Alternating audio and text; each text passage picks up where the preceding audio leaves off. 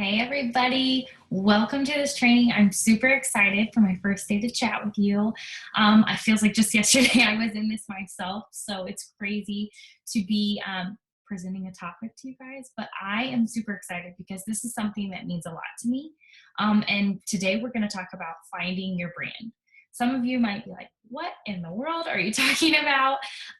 But this is your market. Who are you going to be speaking to? Who are all your posts going to be shouting at? And it's really important that we find that quickly because it's easy to just be like, oh, they're interested. I'm going to sign them up. I'm going to sign them up. When really we want to create our dream team, our tribe, and help as many people as we possibly can. So remember, when you're ready to create your brand, you want this to be your brand. Not my brand, not a different coach's brand, not your coach's brand. This is all about you. So we don't need to have the exact same thing. You have to really dig deep and find out what truly drives you. Who are you? What makes you unique? And the best part is it can change. I'm going to share with you today how I created my brand really, really quickly, and I don't use that at all anymore.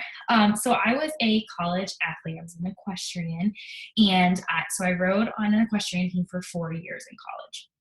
It was my life. That's all I did.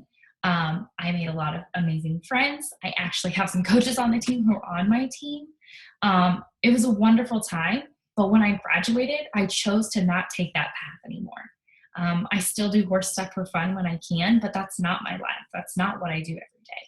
But the second my coach Kelsey asked me, well, what's your brand? I'm a horse girl. I've been a horse girl all my life. That's my brand. So I made a challenge group post, like calling all the horse girls, this is what I'm going to do. And I got a little bite, but I realized that I couldn't relate to them. They were still riding every single day and they were giving that their all, and they were too tired to work out because, they were working out all the time with their horses and stuff. I wasn't doing that. So I had to really think, okay, what am I actually doing today? What am I doing every day that drives me to find my brand? So it took a little time to find that. So I had to kind of sit back and think of things. There's a lot of different things that can drive you with life events. So for an example, a few months ago, I was a bride-to-be. So I was connecting with other brides-to-be. Well, now I am a newlywed. I can still connect with brides-to-be because I have that experience and I, just lived that. I was with the stress of wedding planning and all of that. It doesn't mean that you have to erase your brand once you've made that life change. But you can always embrace it and grow.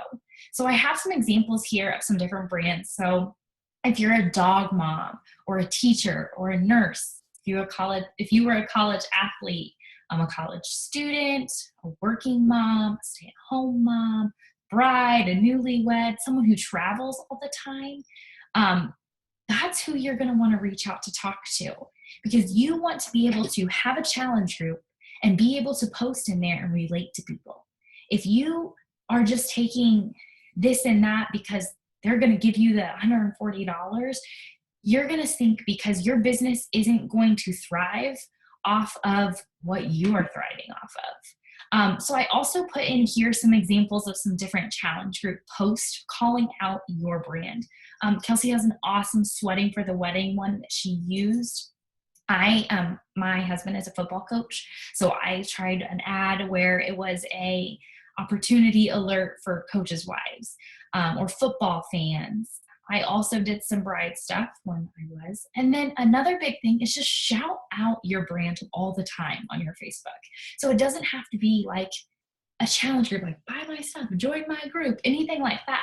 Just get your brand to come to your page. So one day I posted a picture of pens on my desk, like, teachers, help me. I don't know what pens to buy.